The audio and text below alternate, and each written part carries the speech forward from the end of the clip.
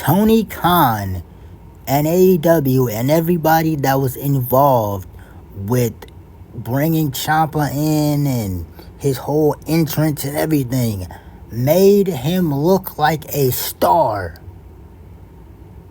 From entrance to the segment to the stare down with Mark, Briscoe made Tommaso Ciampa look like a fucking star. Off rip. Better than anything WWE has done with Champa since he went to the main roster. And you can be blah blah blah tribalistic bullshit. Take that tribalistic bullshit and shove it up your fucking ass. Alright? This ain't no tribalistic shit. This is one company not knowing what to do, mistreating, misusing, and overall not recognizing, not appreciating the talent that they have on their roster. You can say the same shit with Gargano too. Hopefully, when his contract is up, he leaves too, because they're fucking him over as well. But we're gonna focus on Champa. Champa debuts, and then he did an interview with Shaq Wrestling. If you wanna watch, you can type in Shaq Wrestling Tommaso Ciampa, and the interview will pop up, and you'll see what he said word for word. And they was talking, and he was explained his reason for leaving since like 2018. Everybody, well, not everybody, but fans have been saying that was peak Champa, and he said that made him sick for the last 6, 7, 8 years because he knows that he's better than that. He's built better than that. He's way different. He's better mentally and physically, better than his 2018 version of himself, which was a beast of a man when he came back from that injury and became the Blackheart of NXT. But yeah, ever since then he got fucking treated like a not like a jobber, but just like a good hand, pretty much. Like him and Gargano won the fucking tag team titles like twice, but that was their ceiling. We got a glimpse of what he could do against his last match against Ilya Dragunov, and I was like, maybe they're gonna start, taking Ciampa serious. But then his contract ran out, he didn't resign, and boom, now he's in AEW.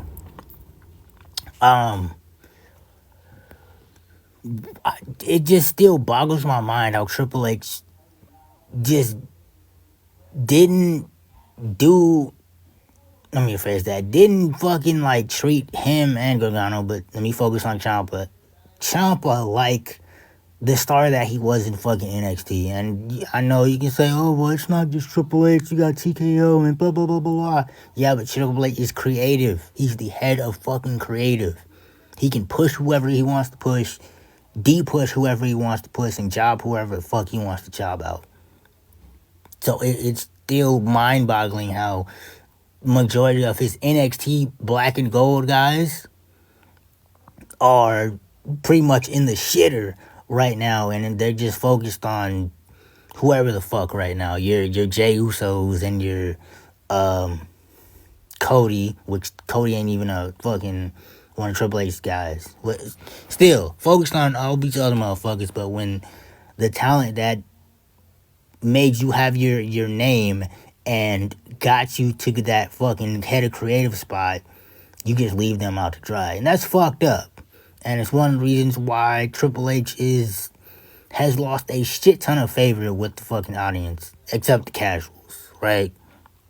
But with the hardcores, it's like, fuck you, Triple H. But, hopefully Ciampa wins that championship and then goes crazy, goes on a run. Like I said in my previous videos, I want to see him versus Kenny Omega, Hangman, fucking Will Ospreay, Swerve, MJF, all the top guys in TNA. I want to see him face. Shit, I want to see him face fucking Adam Copeland before Adam Copeland retires. I gotta make a video on that. But yeah, just watching that interview and shit, you can tell he's happy as shit to be in another company and have just a fresh canvas to paint on with a whole bunch of talent. He can finally do what he said he's been wanting to do for the last 3 or 4 years, as just having creative freedom and being able to like push the character that he wants to push forward instead of, just doing whatever the fuck WWE was trying to fucking tell him to do. Which that's if you watch any interview from people who left WWE, they always have that feeling of like their shit was stifled and why no, I'm not gonna say why, but it's never mind. I'm gonna get into in another video on why is that so? Like every time somebody leaves WWE, it's like they would just steal some shit that Moxley said, playing in somebody else's sandbox, rather than just fucking being really like creative and shit. Which you would think like, okay, boom, you got a wrestling company, right? And it's all on you, right? You come up with this character and you take in ideas. No, Triple H still holds on to that Vince McMahon shit where fucking they're afraid to take fucking risks. Everything's calculated. Everything has to be all fucking pristine and nice and all that shit. The Attitude Era was not that. The Attitude Era was raw and rugged. Even the fucking Ruthless Aggression Era. Triple H, Vince McMahon took chances. That's why we had our Batistas and Randy Ortons and Edges and shit like that. John Cena's. But that's for another video. I'm happy as fuck Champa is in AEW. And I'm looking forward to seeing how the Pyscho Killer evolved from 2018 to now. But yeah, shout out to Champa, man. Real happy for him.